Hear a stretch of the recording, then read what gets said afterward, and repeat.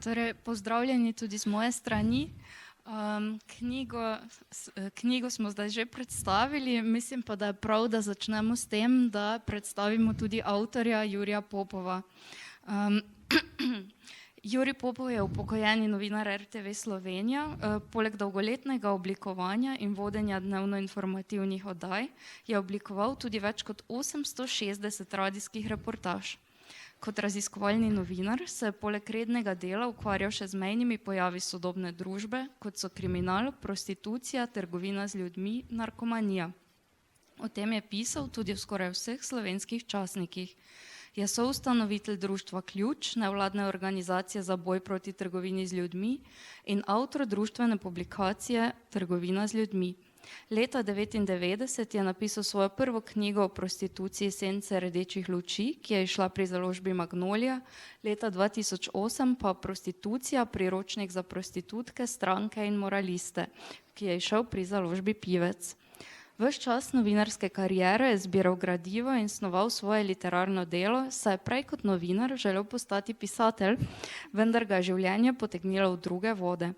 V njih je pomembno vlogo odigral šport, orodna telovadba, smučanje, plezanje in zadnja leta pohodništvo.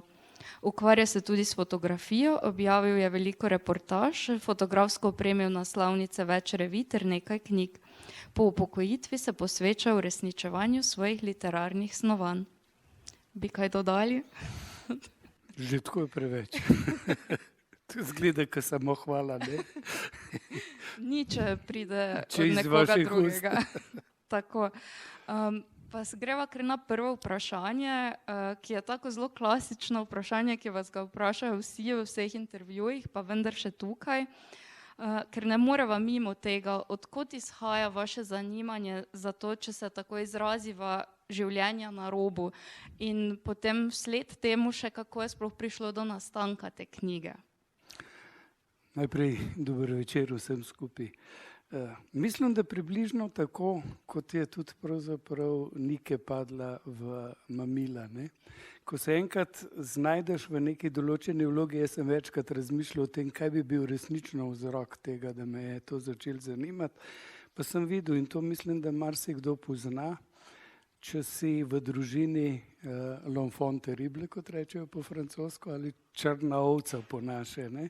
In jaz sem bil tista ena taka črna ovca, kar nekaj časa, kar veliko problemov sem s tem imel in nekako, ko si izločen, ko si ta črna ovca, imaš tudi občutek, recimo, lažje se z drugimi črnimi ovcami, bližji so ti, ne. In potem začneš ugotavljati, da je to pravzaprav pa zelo zanimiv svet. To je svet, ki je na različne načine obsojen kot manj vreden, ti ga pa srečuješ, pa vidiš, da so to enakovredni ljudje kot ti. Mnogi iz teh okolij, ki smo bili podobnih, ne, so dosegli veliko več kot tisti, ki niso bili črne ovce, ne. Tako da so nekaj posebnega, posebna energija, posebna moč je v teh ljudih, pa tudi posebne tragedije so in potem padeš noter in si not in dobiš en poseben občutek za te ljudi, za te zadeve, pa vidiš, kako so stigmatizirani, vidiš, kako jih družba zavrača in čutiš, da to ni v redu. Na drugi strani imaš pa en občutek za to, kaj je prav, kaj je poštenje, no in potem iz tega rata to. Kako pa je prišlo do nastanka te knjige? Kako ste spoznali Nike? Ta prvi del sem posvetil temu, da sem povedal, kako je bil ta slučajnost, kako se je ta zgodila.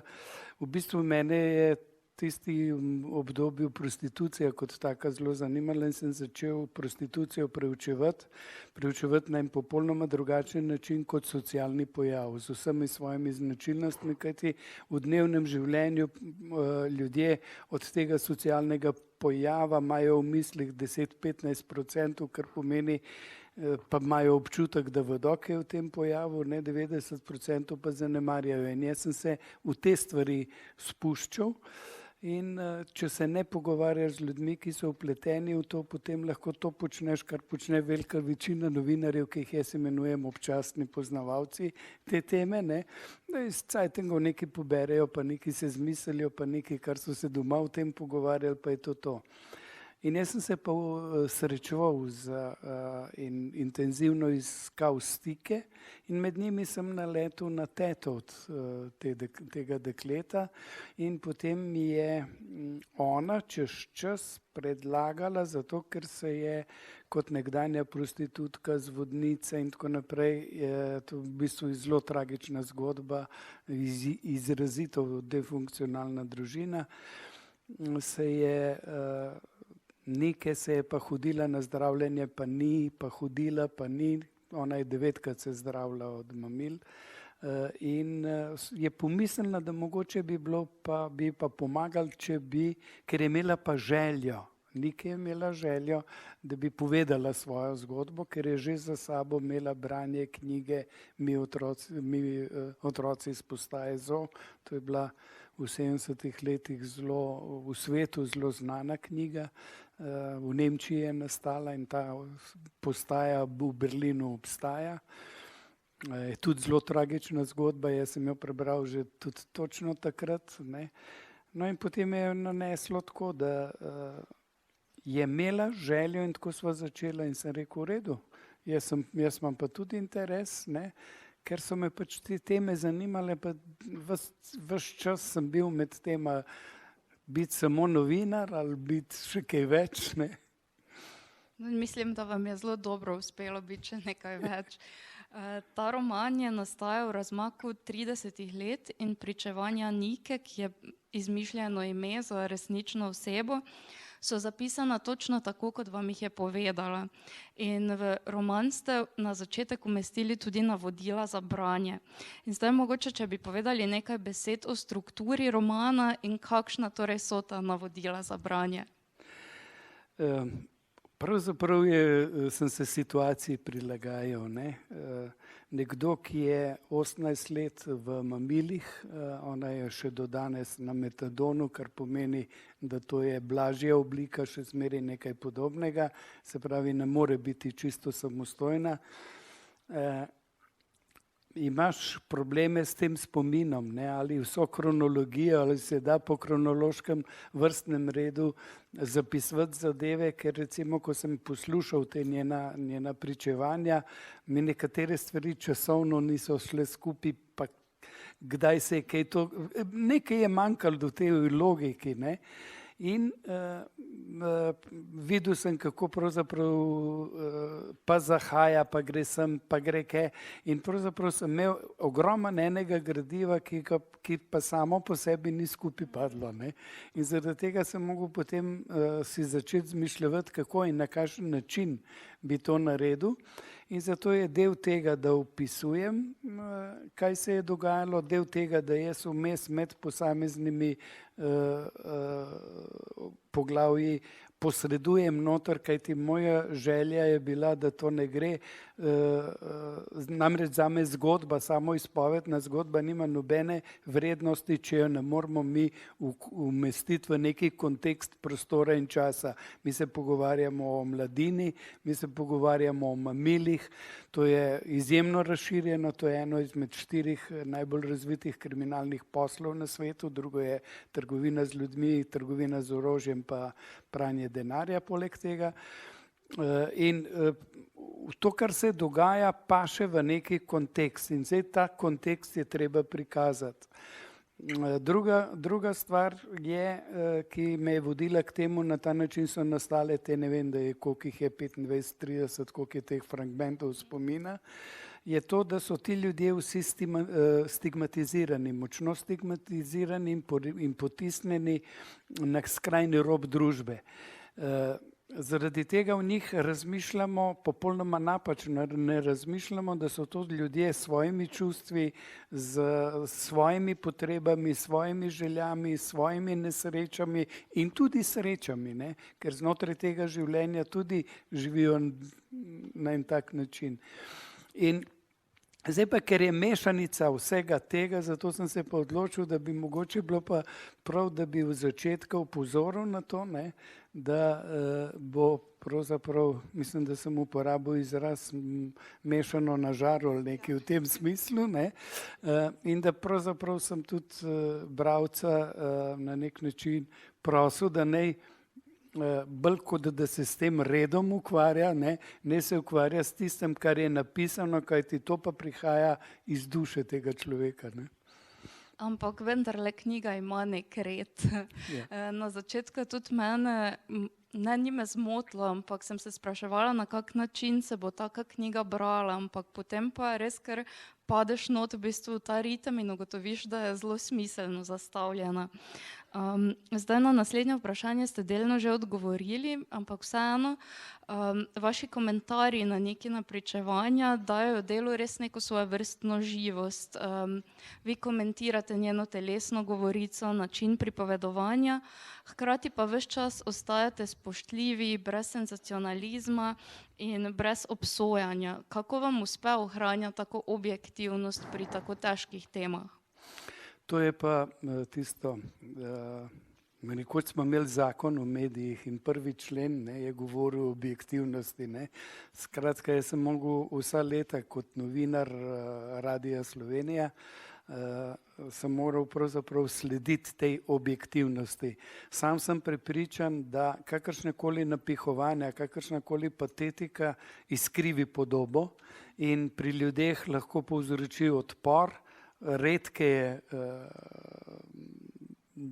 da postaja človek priljubljen in se mi zdi, da patetika je, sploh ne maram nič tega napihovanja, tega ali onega, zaradi tega, ker mislim, da to ne daje stvarno podobo. In kot novinar sem se vedno trudil biti objektiven,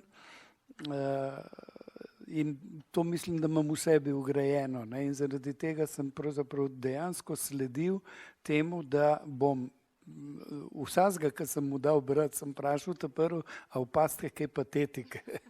Ker patetičen nočem biti, ker mislim, da bo potem zgodba veliko bolj sedla, da je to je stvarna podoba. Druga reč je ta, da sem jaz tudi v teh reportažah, ki sem delal, sem pravzaprav privrženec tega tako imenovanega literarnega novinarstva. Delal sem te dokumentarne oddaje in poskušal sem s tem posredovanjem noter, z vsem tem opisovanjem doseči to avtentičnost prostorov, v katerih se to dogaja, zato da ljudje dobijo malo tudi ta praktičen vpogled v dogajanje. Potem hotel sem tudi s temi vsem temi govoricami, ki jih uporablja, pravzaprav tudi njo približati in jo prikazati čim bolj avtentično, kakšna je. Ne? Super, hvala. Zdaj pa, preden se podrobneje lotiva vsebine, predlagam, da en odlomek tudi preberete. Ja, jaz sem si malo zamislil, kaj bi to bilo. Mene je presenetilo nekaj, kar je, kot človek to zve, se nam zdi lahko normalno. Ne? Mi mislimo, da vse knjige, ki so nam priporočene, lahko samo na en način sprejmemo. Ne? In recimo mama je svojih hčeri dala knjigo Mi otroci s postaje ZO v branje, zato da bi jo odvrnila od tega, da bi šla k mamilom, da bi se to spustila in ta knjiga doseže pa ravno napačen učinek. Kar me je presenetilo, pa ko začneš razmišljati, rečeš, ja, saj je možnost, je eno in drugo. Ne? In potem, ko pa analiziraš zadeve, zakaj je to jo potegnilo v mamila, namesto da bi jo odvrnilo, ko tam 14 let stari otroci umirajo, 15 let stari, da imajo otroško prostitucijo, to niso stvari, ki bi pritegovale. Ne? Zato sem rekel, bi mogoče ta del prebral. Ne? Mamila so me začeli mikati, naslov tega dela je knjiga Zgled v napačno smer.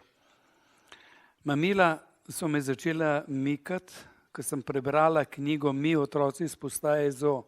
Res, meni je mama prinesla jo vrgla tam na mizo pred mano in rekla, preber si to In mislila je, da me bo odvrnila. In me je pa glih v drugo smer. In poznam, tukaj je v oklepaju sem pisal, kaj se je dogajalo, zato da sem to avtentiko dosegel. Je bil naredila kratek premor v pogovoru, pozorno je pogledala in v bistvu sem dobil občutek, da gleda, če jo spremljam, če ji sledim, kar mi govori. In prav ima vsako drugo punco, ki so padle pri 14, tako mlade v mamila, direktiva na iglo, vse tako, res, a ti tudi, zaradi te knjige, a daj nehi. A veš, tista radovednost, ja, pa kako so bili oni povezani med sabo, pa kako so skrbeli en za drugega, pa te ulice, pa to odkrivanje teh ulic, pa bolj je bilo temno, bolj me je privlačilo, tako so me vsi se zdeli odrasli, tako da se mi zdel, ne vem, svet, ki ga jaz nisem poznala, ki sem ga hotela raziskati, veš, magnet totalen, jaz nisem vedela teme, jaz sem prej videla to temo, prej. Dve stvari bi mogel povedati, ena je jezik, jaz sem se odločil, ko sem prve njene pričevanja, ko sem jih v književni slovenščini napisal, niso delovali tako, kot se pravzaprav deluje in sem se zato odločil, da bom uporabil sleng tistega časa, tisti sleng, ki ga ona uporablja, to je ljubljanščina, pa nekaj tega je, kar iz tega mamilskega sveta prihaja. Je nekoliko popravljen tako, da je bralcu lažje zabrati, na to smo bili pozorni, tudi ko smo se posvetovala, ali smo gledali, ali je to dovolj čitljivo, zato da ljudje berejo, ker se mi zdi, da je, če v tem slengu pišemo, stvar spet bolj avtentična. Druga stvar je pa, da ona pove, da ta knjiga je v bistvu pritegnila zakaj. Ravno to je ta moment, kaj je bilo, kako so se radi imeli, kako so drug za drugega skrbeli, kako so bili pozorni drug do drugega. Velika večina ljudi, ki pade v mamila, prihaja iz družin, v kateri tega nimajo. In zato je njo to pritegnilo in zato je ona tudi želela na to postajo zaujeti in je poskušala prideti, ampak se je ta pot ponesrečila. V knjigi je ona videla in njo je pritegnilo ta njihov medsebojni odnos, ta skrb drug za drugega, ki jo pa ni imela. Ker je njena mama je imela manično depresijo, in je bila nešteto samomorov je delala, je bila med bolnico in domom, tudi mama se je s prostitucijo ukvarjala, imela je vzpone in padce, kadar je imela padce, je izredno nasilna bila do svoje hčere, jo je zelo pretepala in tako naprej in zato je ona praktično že kot otrok begala, že kot otrok je to pogrešala, to je po tej knjigi najdla. Točno tako, za povprečnega bralca je to kar velik šok, ampak kot ste razložili, postane precej hitro jasno zakaj. Nike res ni imela nobenega dobrega vzgleda, živela je z mamo in sestro, delno s teto, očeta v sliki ni bilo, videla ga je samo enkrat v življenju, ko je šla k njemu na obisk v Zagreb. In ta kompleksen odnos med mamo in hčerjo, ki sta se v bistvu imeli zelo radi, ampak ves čas begali druga od druge, spremljamo skozi celo knjigo. Vi ste njuno razmerje odlično ujeli in sem si tudi izpisala. Ves čas sta živeli druga ob drugi in hkrati druga mimo druge. Obe je življenje premetavalo, da sta pogosteje izgubili nadzor nad njim, kot ga držali na vajetih. Obe sta si želeli, da bi bilo njuno življenje drugačno, a njegovega toka nista znali preusmeriti. In zaključite za zbližanje jima je ostala samo še smrt ene ali druge. In točno to se je na koncu zgodilo, tudi podnaslov knjige je namenjen Nikini mami, kaj ne? Tako je. Oče, ki se pravzaprav izredno malo pojavi, smo ga posebej omenili, tiste 4 dni, ko je prišla. Mama namreč ni hotela, da bi imel kakršnekoli stike s hčerjo. In ko je rodila Nike, je prinesel 100 vrtnic. Ko je umrla, je bila praktično senca človeka, To je bila ženska, ki je manična depresija. Naj vam povem za začetek, da skupaj z njeno sestro jo je njun oče, alkoholik, spolno zlorabil pri 4 in 3 letih, in sicer anusno. Ena je šla v prostitucijo, pa je, mislim, da je bila 50 let stara, ko je doživela raka, ne, in je umrla za rakom. Ta mlajša sestra je imela pa manično depresijo in k temu pripišemo potem samomore, pripišemo vse te vzpone in padce, vse to, kar bolezen prinaša. Tako da pravzaprav ni tragična zgodba samo Nike kot take, ampak tudi njene matere. In ona, ko je umrla, je bila praktično 44 let stara, se pravi mlada ženska, imela je okrog 10 do 15 let na dan in je bila bleda senca sebe, anemična. In na tisti grob je samo tisti moški, ki je z njo bil, in pol prinesel eno rožo takrat. Ne? In zato je to, ne? Ker s tem podnaslovom sem hotel v bistvu to tragedijo na nek način poudariti. Odnos pa sta v bistvu ohranjali s tem, da sta ena drugi pisali, ne, tudi potem po smrti in še vmes. Se mogoče tudi, če preberete katero... Jaz osebno mislim, da ni šlo za dopisovanje na ta način, recimo, ker... Lajšanje duše. Eno pismo je napisala mama hčeri, vendar ta pismo je izgubljeno in ga se je spomnila v fragmentih, zato ga tudi v fragmentih navajam, vendar te fragmenti, ki so dejansko pripovedujejo o vsem, kar je mama doživela kot ona, kot hči alkoholika in kaj je pol pravzaprav tudi otroku počela, ne? Ker ona je recimo, ki je film se utrgal, je vrata zaklenila, jo je s pasom tolkla, so odzun razbijali pa tolkali nehi in dokler se ni ona izživela, se ni izživela, ne? Ni nehala, pol je pa recimo, ne vem, čez nekaj dni se je pa z njo igrala ure in ure kot dobra mati, ne? In se vse to mešalo, ne? Nike je hodila pa na zdravljenja, vedno sama pravi proti koncu, da 9 zdravljenj je rabila zaradi tega, ker je ugotavljala, da nikoli ni bila dovolj dobro pripravljena za zdravljenje in nazadnje je bila pripravljena, ko je pravzaprav neki šok doživela je pa to, da je tudi ona dobila raka, pa da ima težave s srčno zaklopko, pa ker je na koncu si mamila dajala direkt v dimlje. To je običajno mamilaši, ki to počnejo, pride do okužb in ostanejo brez nog, ona je ostala brez kolena. Tle se je vse vneli in so, ne vem, par operacij pa niso uspeli narediti, pa so ji pa kolen odrezali, tako da ima 7 cm krajšo nogo, pa trdo. In takrat je pa nehala mamila jemati, ne. To je bil tisti dovolj velik šok, predtem ni. In potem je na teh terapijah so pa pisali, ne? In je bilo pisanje ena od zgodb, ne? V bistvu eno od modelov zdravljenja in takrat je ona vedno se mamice dotikala in mi je te liste dajala, kar je imela, ne? To je eno zadevo. Mama, zanimivo, je pa napisala eno pesniško zbirko in sem jo celo prebral, pa ne enkrat, pa čutim samo tisto praznino njenega življenja iz tega njene zbirke, hčere pa ne omenja, tako da imam občutek, da se zavestno ni usmerjala, ne? Da se je temu izogibala v pesmi, da je samo tisto svojo praznino, s katero se je nenehno vsa življenja vseh teh 44 let borila. V romanu se zvrsti tudi kar nekaj institucij, od zdravstvenih do prevzgojnih. Posebej gre nek priokus pusti predvsem vzgojno-izobraževalni zavod Višnja Gora.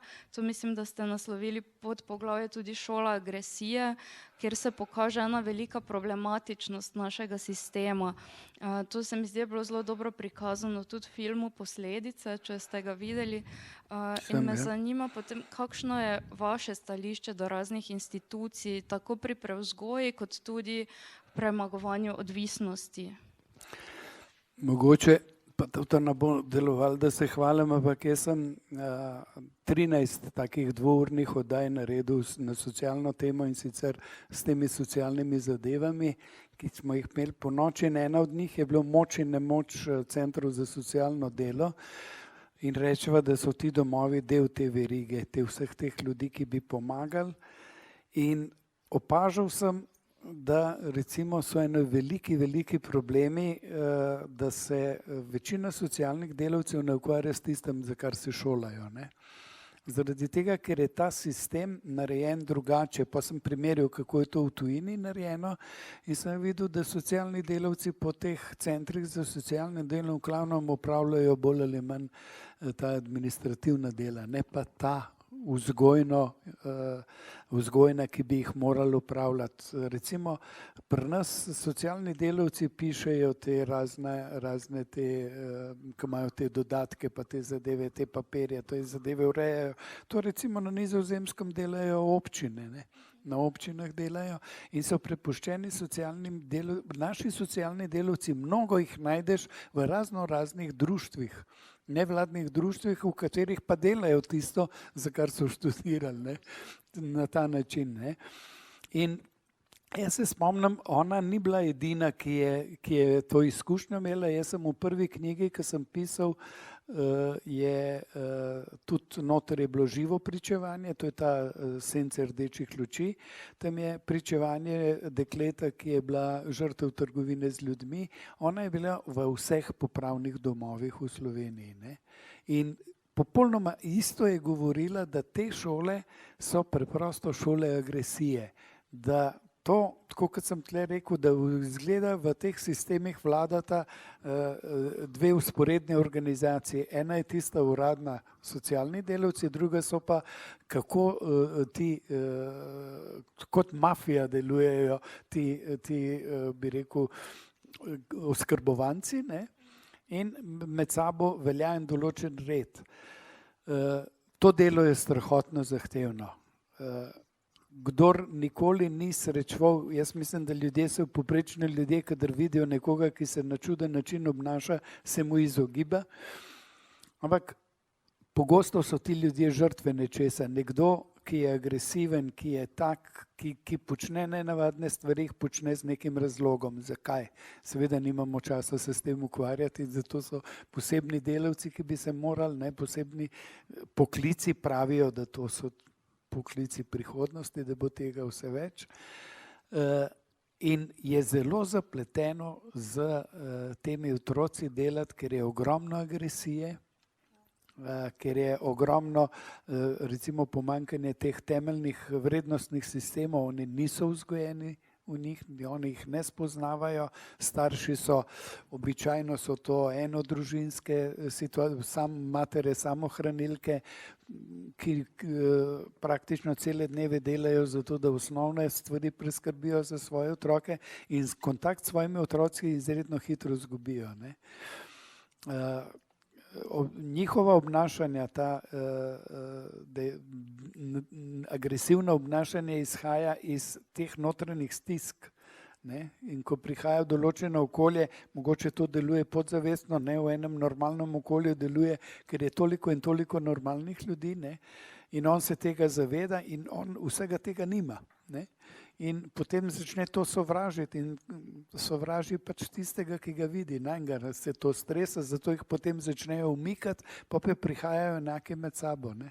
Tam pa začne delovati med temi vsemi agresivci, pa deluje, kako rečejo, zakon močnejšega, ne, to poznamo, kako je. In potem se to formira. In temu niso kos ljudje, ki jih je tam noter vedno premalo, verjetno niso tudi dovolj stimulirani.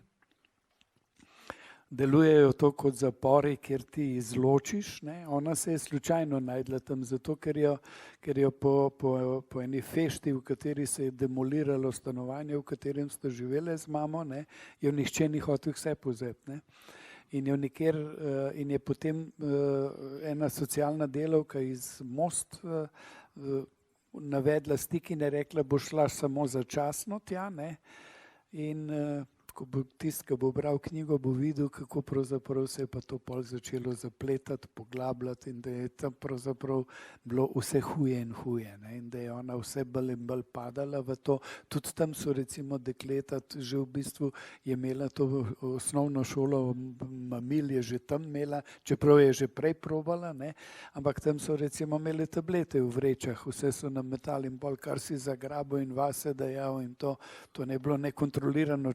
Jaz sem se včasih čudil, ko sem te zadeve spremljal, da ni bilo več smrti, ne?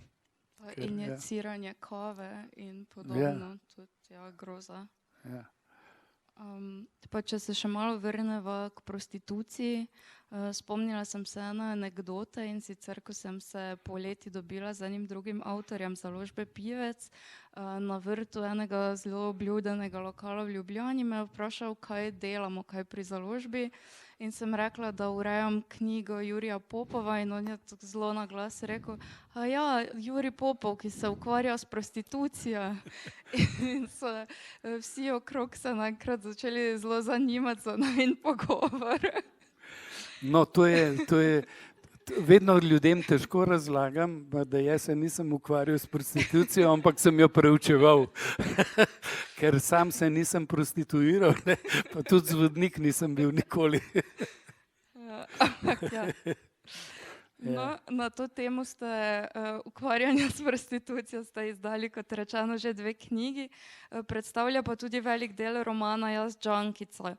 Nika je to sprejemala kot nujno zlo, to je tudi eden pretresljivejših delov romana, ko preden se prvič poda v to in reče, če je lahko mami, lahko tudi jaz.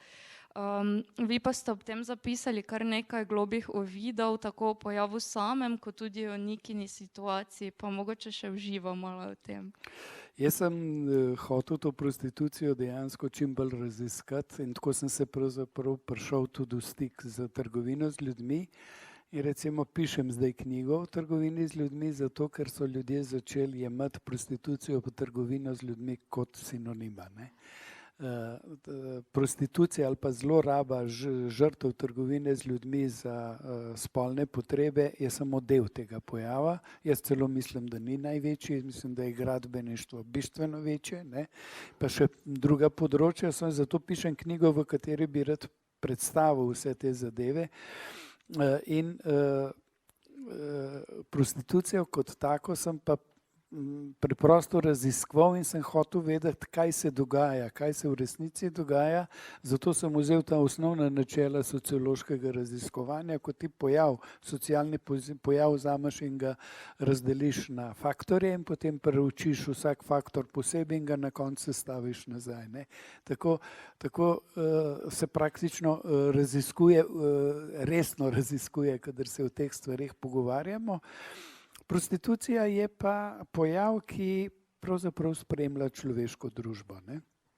Jaz osebno sem tisti, ki verjamem, da je ta pojav se zelo razširil z urbanizacijo, ne. Ko so ljudje pravzaprav začeli zapuščati svoja osnovna bivališča iz narave in ki so se začeli združevati v mestu, da takrat je pravzaprav poleg vsega tistega pozitivnega, kar je to prineslo še toliko in toliko negativnega. In prostitucija je bila en od načinov. Jaz sem jo zelo močno v vzhodni Evropi raziskoval. Tam je pravzaprav ženska na koncu, ko ničesar več ni, ostane samo še ženska, da na nek način lahko prispeva k družinskemu, ne. Če se mi danes o prostituciji pogovarjamo, ugotavljamo, da je pojav recimo doživel veliko spremembo v obdobju tako imenovane seksualne revolucije, to je takrat v hipijevskem gibanju, ko so praktično amaterke prevzele posel profesionalkam. In danes je tako imenovane amaterske prostitucije, to pomeni začasno in občasno več kot pa tiste, čeprav nam je na očeh. Ampak in tudi v Sloveniji se je to dogajalo, ko so se začeli podjetja zapirati. Jaz ne bom zdaj imenoval zadev iz pieteta, ne, ko so posamezne fabrike, kje se je to v Sloveniji vse dogajalo, da so mame pač šle za to, da so zagotovile denar, da so lahko otroku kupile mleko pa kruh, ne. Ker so firme čez noč umirale, ne, in to so recimo tako močne firme bile, na katere je, ne vem, 80% prebivalstva delovnega nekega okolja je živelo v te fabrike in ta fabrika, ki je crknila, se je ustalo. Koliko recimo otrok se je iz srednjih šol vračalo domov, ker niso več starši mogli plačevati vzdrževanje v Ljubljani, da v šolo hodijo in tako naprej in tako naprej in tako naprej. Tako da je tega bilo izjemno veliko. V prvotnem obdobju smo mi v Sloveniji nenadoma smo imeli, to so stvari, ki jih ljudje ne poznajo, ampak mi smo imeli nenadoma 85 nočnih barov in to v takih vaseh, da si misliti ne morete, v katerem je bilo 10 do 15 deklet, veliko iz tujine, zelo malo iz Slovenije,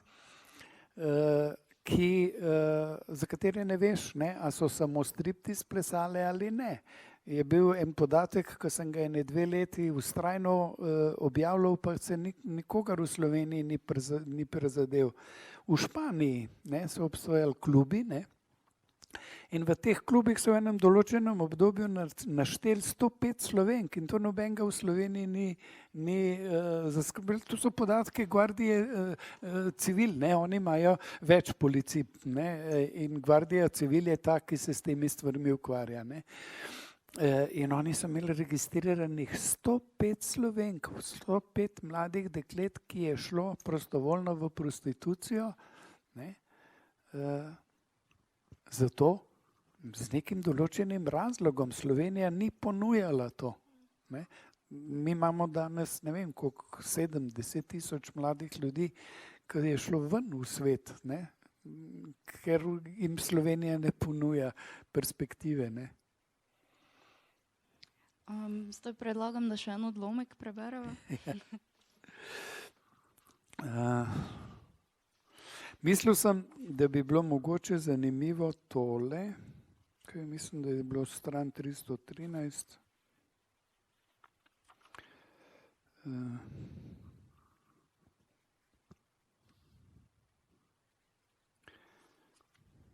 Da vmes mogoče še tole omeniva, da je knjiga tudi oblikovno nekaj posebnega. Različne dele knjige označujejo ilustracije Samire Kentrić, ki je narisala tudi naslovnico in vezne liste. Bova potem, ko Juri prebere, pokazala. No, to sem se hotel zahvaliti vse te ekipi, ker je res knjiga tako narejena, da se lahko z njo identificiram, da lahko rečem, tako da sem pa jaz avtor. Sem nekaj smel zraven in je res lepo narejena, ne. Ob koncu drugič. Kaj leta drogiranja človeku vzamejo energije? Ne moreš si predstavljati. Toliko in toliko let letanja po ulicah si misliš, pa iskanje droge, pa iskanje keša, pa prepiranje, posilstvo. 4-krat je bila posiljena zadnjič, zadnjo posilstvo jih je 8 posilili. Pa to vse globje gazenje v blato, vsega tega, kar se dogaja, vsega tega je preveč. Ni miru niti 5 minut. Cirkusi, vsi ti, ki te najedajo, se te dotaknejo, ko te najedajo, a dotaknejo se te tudi ljudje, ki ne želiš, da se te dotikajo. Pač ne želiš in to je to. Tu ni veliko filozofije. Mislim to, zdaj, tle sem šele pol leta je bila v Mariboru, ko je ona mene po 20 letih pokontaktirala, prej je ona pa teta sta same od sebe prekinile odnose z mano, recimo, pa da nisem nikoli vedel, zakaj, ne. Zelo veliko sem razmišljal, če sem jaz kaj narobe naredil, ampak ne, ta svet je, jaz sem spoznal ta svet je strahotno nestanoviten in pri njih se je nekaj dogajalo in nekaj se je zgodilo in se pač preprosto umaknejo, zginejo, ne. In dejansko sem s temi ljudmi vzdrževal stik na ta način, da jaz nisem nikoli sitnaril v njih, jaz jih nisem nikoli klical, ne. Vedno so pa imeli mojo številko in so me lahko poklicali, kadarkoli so hoteli, ne. Pač ne želiš in to je, ja, to ni veliko, to sem že Ne. Hočem ti reči, da je nekako razumljiv, da meni pač odgovarja to, kakor je zdaj, a zastopaš mir pa tišina. To je lahko le, če greš dovolj daleč stran od vsega tega, kar je zdaj, je meni sama milina. To je pa v Maribor se preselila, predtem je v Izoli z enim človekom živela, je bilo zelo nasilno razmerje in je želela si preprosto tisto, kar si vsi želimo, mir. In ga je dobila dejansko tukaj v Mariboru, ona živi v Mariboru danes, ne? Pa obiskuje redno zdravnike, ker ima velike zdravstvene probleme. Malo ste že nakazali, ampak me še malo zanima, kakšna je bila vaša izkušnja s sodelovanjem z Nike. Predvsem me zanima, kakšna je bila dinamika teh vajinih srečanj in kaj je bilo tisto, kar pa je bilo vam najtežje poslušati, slišati.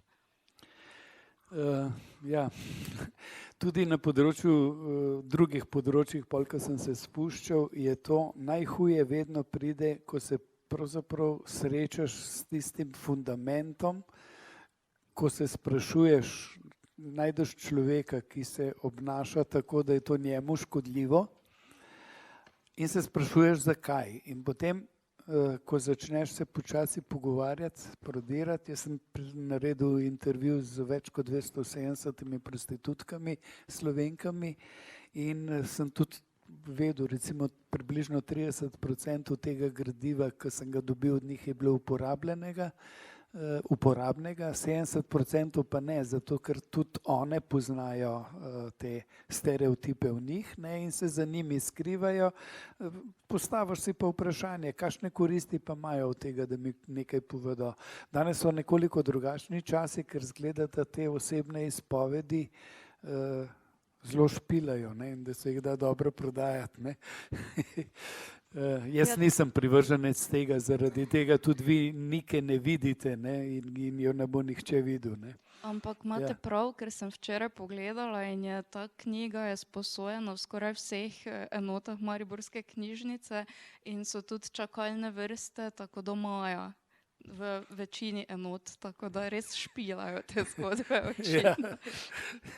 No in dejstvo je, da ko se srečuješ pa s tem najhujšem, če ti recimo, ne vem, jaz imam toliko domišljije, da si neke stvari tudi plastično predstavljam. Si probate predstavljati, kako izgleda 3 leta star otrok, ko mu nekdo penis rine v ritko. To te zaboli, ne. To te preprosto zaboli in potem gledaš tega človeka in gledaš, ki ti te stvari razlaga in točno veš, lej, ne joka, ne delaj iz tega tragedije, nego ti to tako pove, pa potem razmišljaš, če bi jokal, če bi vse to, se pa bi najbrž samomor naredil, ne? To ne bi mogel živeti s tem. In tudi ona je poskušala nekaj samomorov, ne? Vendar je vedela vedno, to tudi v knjigi povem, da je vedno vedela, da pravzaprav ne želi umreti. Samomor se pa v tem svetu imenuje klic na pomoč, ne? Ker s tem želijo opozoriti nase.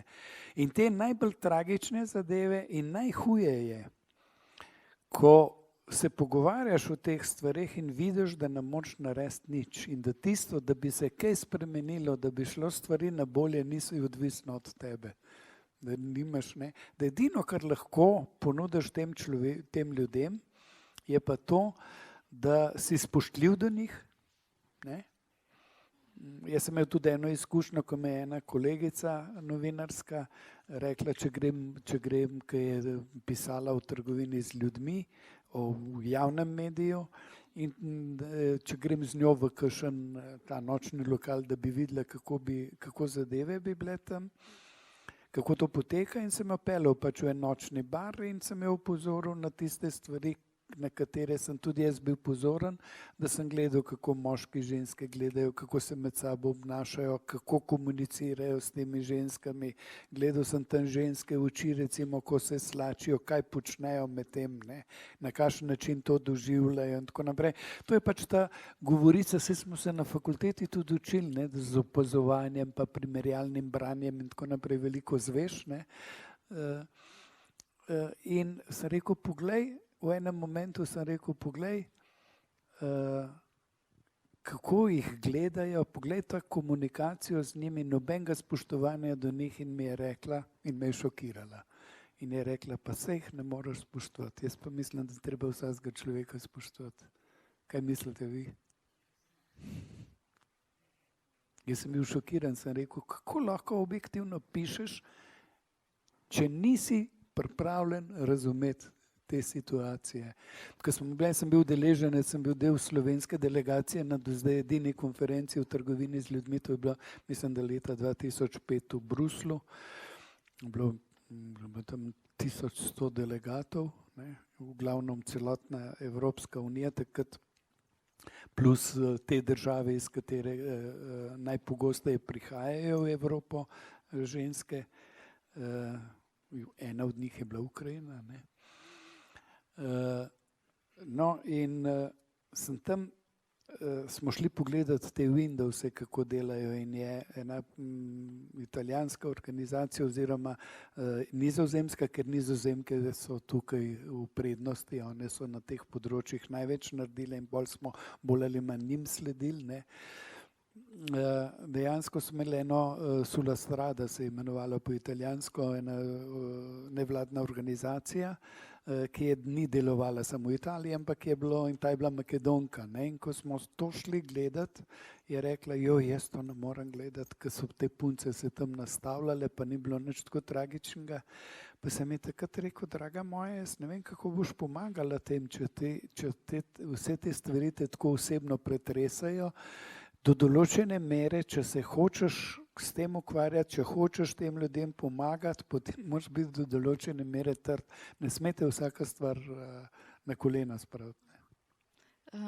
Tako je v romanu tudi Nike, recimo, ki ima tako močno sposobnost potlačiti stvari v večjih delih pričevanja, reče, nisem pol to jaz nosila s sabo. Ne.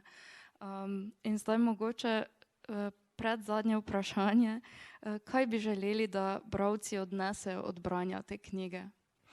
Jaz sem na koncu napisal, da to ne pomeni, da se vsem, ki se v mamila spravijo, ne, ki se z njimi srečajo, da se vsem to zgodi. Ne. Vendar njej se je to zgodilo. Ne. In to je ena od možnosti. Vse to, kar se je njej dogajalo, se lahko dogaja tudi drugim. Od bralcev sem želel, po eni strani sem želel, tako kot smo tudi ta nevladna organizacija za boj proti trgovini z ljudmi ustanavljali zato, da bi senzibilizirali ljudi. Da ljudje začnejo na te ljudi gledati z nekim boljšim občutkom. Ne, da se jih stigmatizira, ne, da se jih odriva, ne, ampak z enim bolj stvarnim, kvalitetnejšim tudi vedenjem, kaj se jim vse dogaja in kako. A veste, jaz v enem določenem delu rečem, v čem pa je razlika med zasvojenostjo z mamili ali pa zasvojenostjo z avtomobili ali pa z alkoholom, z nekim slogom življenja, z mobiteli, z ne vem, cunjami. Sociologi današnji, ki jih berete, ko raziskujejo, rečejo, da smo mi družbe odvisnosti. Vsi smo odvisni od nečesa. In v čem je razlika? Tle gre direktno na svoje zdravje, ne? Ampak to fizično zdravje, tudi psihično, ne vem, obsedenost z temi videoigricami, ne? Saj ko sem poslušal, kaj se vse dogaja, recimo, da otrok igra te igrice in mama pride, reče večerja in prav, zgin, da te ne bom ubil. Ne? Prav, to je toliko noter, a je to zdravo? A je v tem razlika, je kaj drugega? Ne? In tisto, kar jaz želim, da ljudje dobijo en občutek za te ljudi. Ne? Ja, in res je zelo močna ta knjiga, ker jaz priznam, da preden sem prebrala v bistvu večkrat potem to knjigo, sem tudi vedno živela v nekem prepričanju, v nekem mehurčku, da češ vsak ima možnost se odločiti drugače. Medtem ko v branju te zgodbe res vidiš, da temu ni tako, da nekateri dejansko res nimajo izbire in da tudi zato moramo biti mi drugačni. Poglejte primer. Vzemimo človeka, ki preveč je.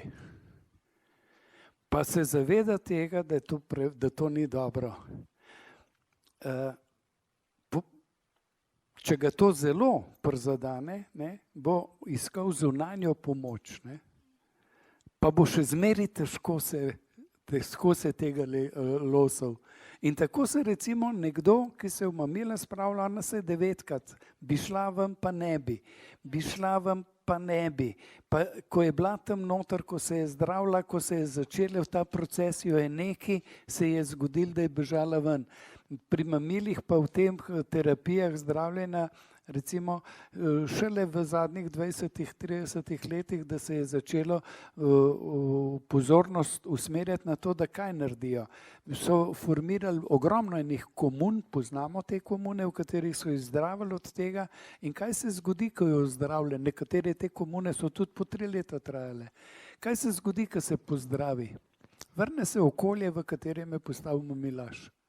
Dokler mi tega okolja nismo spremenili, dokler to okolje se ne zavede tega, da je pomagalo temu, potem nismo rešili nobenega problema. Se strinjam. Kakšni so pa vaši načrti za prihodnost? No, jaz sem že prej rekel, da pišem trgovino z ljudmi, pol pišem eno serijo kratkih zgodb. Jaz imam tega kar veliko. Tisto, kar se je nabiralo skozi leta v novinarstvu, pa je bilo premalo časa, ker se je bilo treba s tistem ukvarjati.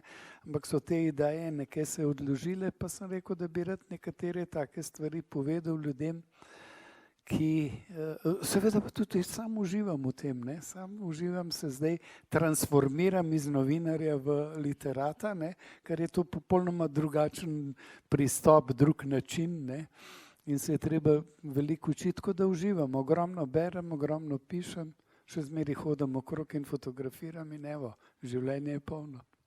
To je recimo ta tradicija, ta tradicionalnost je eden od teh, vse raziskave v svetu glede uporabnikov, po angleško se jim reče Jones.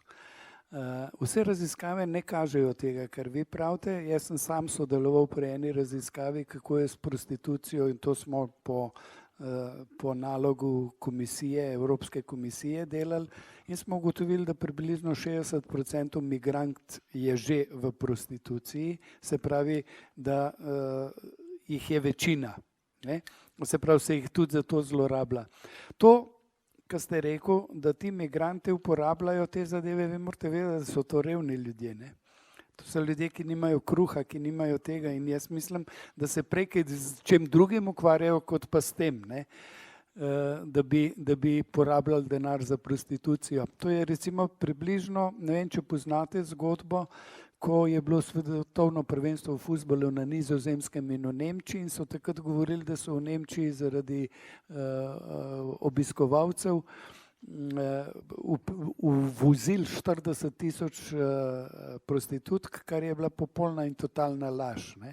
Zato, ker velika večina ljudi, ki so bili teh obiskovalcev, teh fuzbalskih tekem, je na kreditih živelo. So kredit vzeli za to, da so prišli in so imeli za tisto pivo pa za vstopnice in tam se je zgodba končala. Še najmanj je to, da so po bordelih hodili, pa ima Nemčija 400,000 bordelov. Veste, to je eno področje, ki je polno raznih besedil.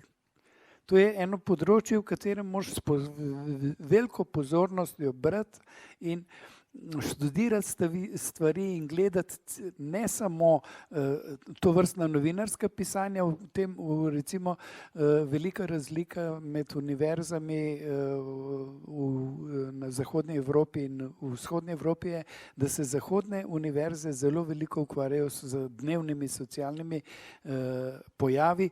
Pri nas tega posluha ni. Se ukvarjajo in preučujejo trgovino z ljudmi, prostitucijo, zlorabe žensk, zlorabe otrok in tako naprej. In to imajo razvite te sisteme, zelo razvite te raziskovalne sisteme in ko bereš te raziskave, ugotavljaš sledeče. Veste, kdo je najslabša stranka po vseh teh raziskavah? Novodobni podjetniki. Zaradi tega, ker razmišljajo, da s tem denarjem lahko kupijo vse. In denar je danes pomembnejši, kot je bil včeraj. Ta denar vse več in ti ljudje mislijo, ko pa to kategorijo omenjava, pa vedijo, ste rekli, ti, ki tudi pri njih doma. Ja, ker je taka tradicija, ne. Taka tradicija in tradicionalno je ženska v različnem položaju. Mi, ko smo se ukvarjali s trgovino z ljudmi, smo se recimo z ogromnimi problemi ukvarjali, ko je v enem delu sveta neka norma sprejeta kot norma, v drugem delu sveta ni. Recimo dolgovna odvisnost. V Indiji 60 milijonov žrtev trgovine z ljudmi zato, ker se je oče, ne, paters familias, ki ima 10 otrok, ne, zadolžil nekje, da jih bo preživel, to je dal pa v doživljenjsko suženjstvo 2 otroka. Ne, in jih celo rojevajo za to. In da bi Indija sprejela to, da je to nekaj narobe, je bilo treba ogromno pogovora in ogromno prepričevanja, ker to je pri njih navada. To je po tradiciji tako. Tako da tle je ogromno enih problemov in ogromno, ko začneš enkrat se spuščati v te probleme, se srečuješ s kulturnimi vzorci, se srečuješ z zgodovino, se srečuješ z ogromnimi momenti, ki jih je treba vse nakup dati. To sem jaz poskušal s tem knjigam povedati, da so te problemi, ti pojavi zapleteni, med seboj povezani, niso tako enostavni, kot se nam zdi. A veste, ne moramo pri šanku rešiti toliko teh problemov, ne? Ja. Ja, dobijo neko socialno pomoč, dobijo, dejstvo je pa, da jih to tako zelo bremenuje, ona bi rada tudi delala, pa jo noben noče niti slišati, da bi jo vzeli, ne. Ja. Nihče noče zaradi tega, ker se jih bojijo, preprosto bojijo.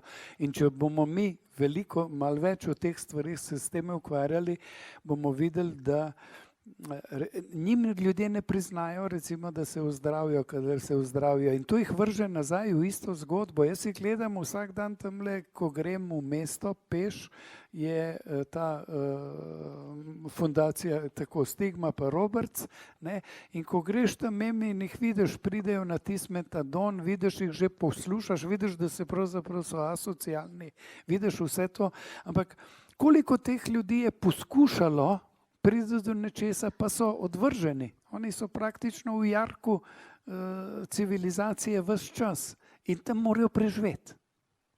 Ne? In iz dneva v dan bolj sovražijo ta svet, ki pravzaprav jim pa ne prizna tudi njihovih naporov, da bi se tega rešili. Ne?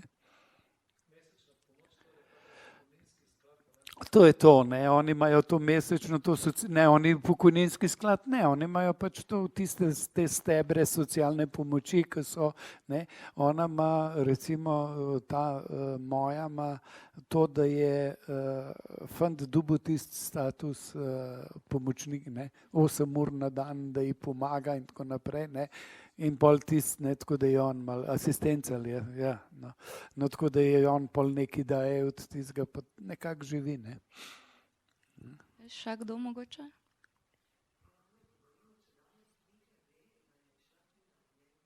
Ve. Ve. Podrobnosti ne bom povedal, ampak ona je bila prva vedela. Ja. In si jo je zelo želela, ona si jo je želela, na tak način sem dobil, da sem noter povedal, da je to njena dediščina, ne.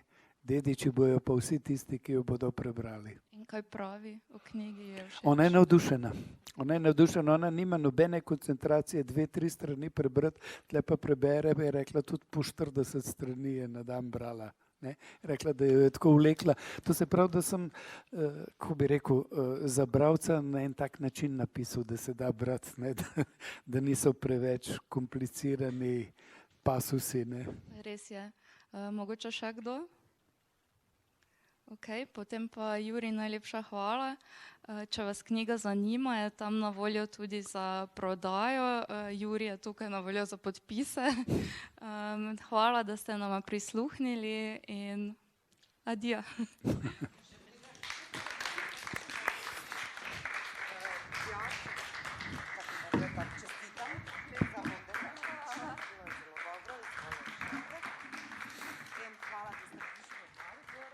Yeah.